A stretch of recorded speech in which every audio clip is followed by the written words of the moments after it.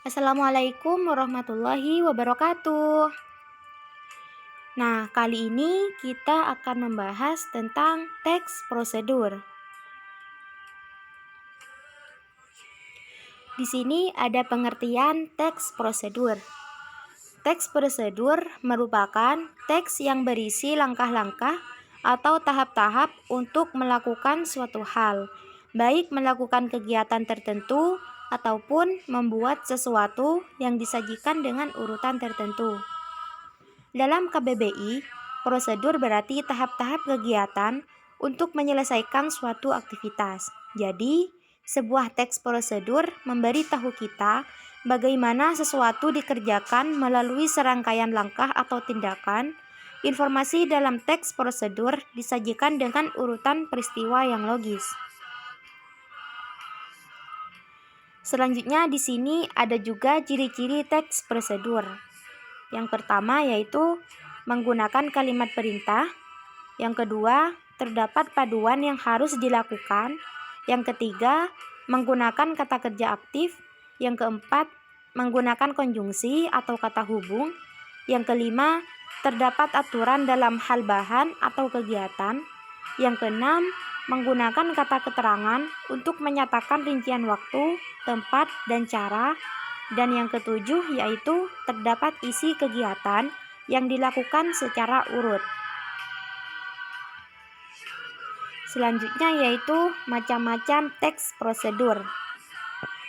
Di antaranya ada teks prosedur sederhana yang berisi langkah-langkah sederhana yang biasanya hanya 2-4 langkah saja dalam melakukannya. Misalnya, cara login Instagram, Facebook, Gmail, Twitter, dan lain sebagainya.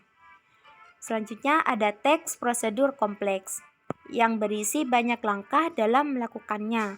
Misalnya, cara membuat ikan teri sambal balado, cara membuat baby cumi sambal mercon, dan bisa juga cara membuat sambal baby cumi. Selanjutnya yaitu teks prosedur protokol, yaitu teks yang pada setiap langkahnya bisa diubah, tidak harus runtut. Walaupun berubah, tetapi hasil akhirnya nanti juga akan tetap sama. Misalnya, jika kita sedang memasak mie instan, kita bisa merebus dengan memasukkan mie dan bumbu ke dalam air rebusan dari tungku, atau bisa memasukkan air panas ke dalam wadah yang berisi mie lalu masukkan bumbu.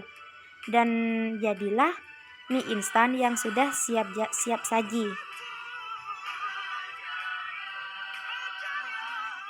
Di sini ada juga tahapan membuat teks prosedur. Yang pertama yaitu menentukan prosedur yang akan disusun. Yang kedua, mencari data yang seakurat mungkin. Yang ketiga, setelah mempunyai data, pelajari data tersebut. Yang keempat, lakukan analisis terhadap produk yang telah dibuat berdasarkan data yang diperoleh. Yang kelima, setelah dianalisis, praktikkanlah kembali untuk memantapkan apakah cara yang baru sudah benar-benar baik dan efisien. Yang keenam, jika sudah tepat dan logis, prosedur tersebut ditulis ke teks prosedur. Selanjutnya yaitu struktur teks prosedur. Yang pertama, tujuan, yang berisi tujuan dari pembuatan teks prosedur tersebut atau hasil akhir yang akan dicapai, dapat berupa judul. Yang kedua, ada material yang berisi informasi tentang alat atau bahan yang dibutuhkan. Namun, tidak semua teks prosedur terdapat bagian ini. Umumnya terdapat dalam resep makanan. Yang ketiga yaitu langkah-langkah yang berisi cara-cara yang ditempuh untuk mencapai tujuan. Bagian ini biasanya tidak dapat diubah urutannya.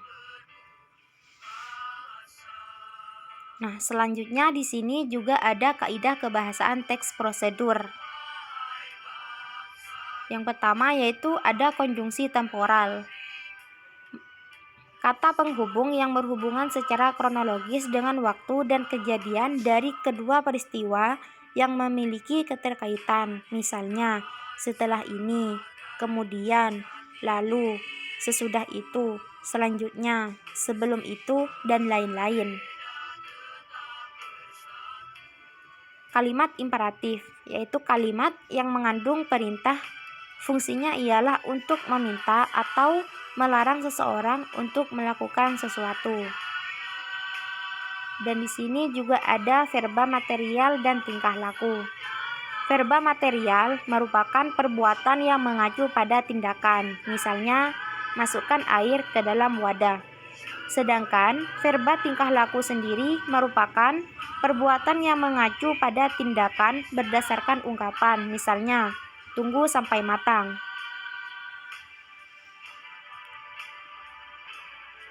Selanjutnya, partisipan manusia, yang berarti mempartisipasikan atau mengikutsertakan manusia dalam tulisan tersebut untuk membantu langkah-langkahnya. Bilangan penanda, bilangan yang mengurutkan langkah-langkah pada tulisannya. Dan di sini juga ada kalimat integratif dan kalimat deklaratif. Kalimat interrogatif merupakan kalimat yang berisi pertanyaan. Fungsinya ialah untuk meminta informasi tentang sesuatu.